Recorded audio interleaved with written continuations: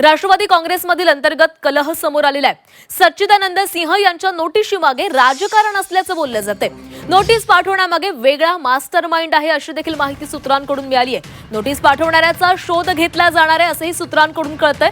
सच्चिदानंद सिंह यांनी स्वतःहून नोटीस पाठवली की यामागे दुसरं कोणी आहे याचा देखील शोध घेतला जाईल असंही सूत्रांकडून कळतंय। राष्ट्रवादी काँग्रेस पक्षाच्या राष्ट्रीय अध्यक्षा सुनेत्रा पवार यांना पक्षातील सच्चिदानंद सिंह यांनी नोटीस पाठवत त्यांची अध्यक्षपदी झालेली निवड ही घटनेला धरून नसल्याचं म्हटलेलं होतं।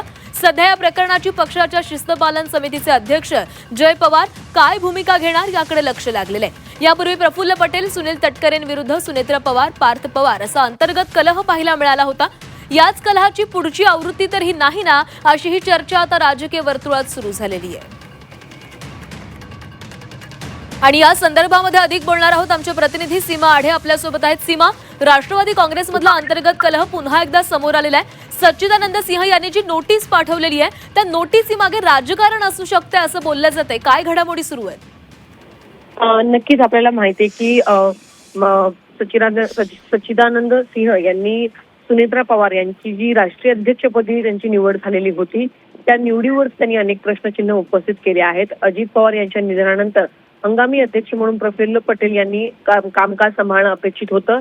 मात्र अधिकार नसताना ज्या पद्धतीने दुसऱ्या व्यक्तीने ब्रिजमोहन सिंह यांनी ज्या पद्धतीनं नोटीस बजावली तर ते आणि अधिवेशन बोलवलं हे सगळं जे आहे ते पक्षाच्या घटनेच्या विरोधात झालंय आणि त्यामुळे सच्चिदानंद सिंह यांनी प्रफुल्ल पटेल असतील, सोबतच सुनेत्रा पवार असतील, ब्रिजमोहन श्रीवास्तव यांना जी आहे ती नोटीस बजावण्यात आलेली होती। मात्र आता सुनेत्रा पवार असतील किंवा पार्थ पवार असतील आणि पक्षाचे जे इतर नेते आहेत ते आता याचा शोध घेत आहेत की सच्चिदानंद सिंह यांनी स्वतःहून नोटीस पाठवली आहे की यांच्या मागे कोणी मास्टर माइंड आहे। कारण मागच्या महिन्यात आपल्याला माहिती आहे की सुनील तटकरे, प्रफुल्ल पटेल विरुद्ध पार्थ पवार, सुनेत्रा पवार असा जो संघर्ष जो आहे तो आपल्याला पाहायला मिळालेला होता।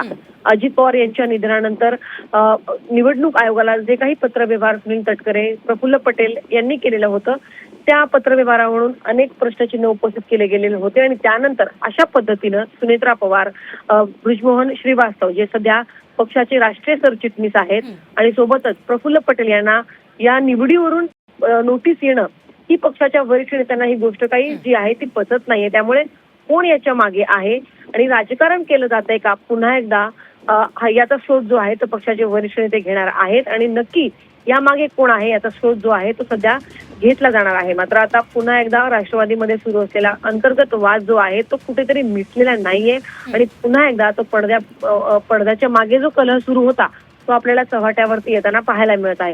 आता कशा पद्धतीने पक्षांतर्गत याची चर्चा होते आणि नक्की कोण आहे याचा शोध कशा पद्धतीने घेतला जातो हे पाहणं महत्त्वाचं असणार आहे। नक्की सीमा, धन्यवाद दिलेल्या सविस्तर माहितीसाठी।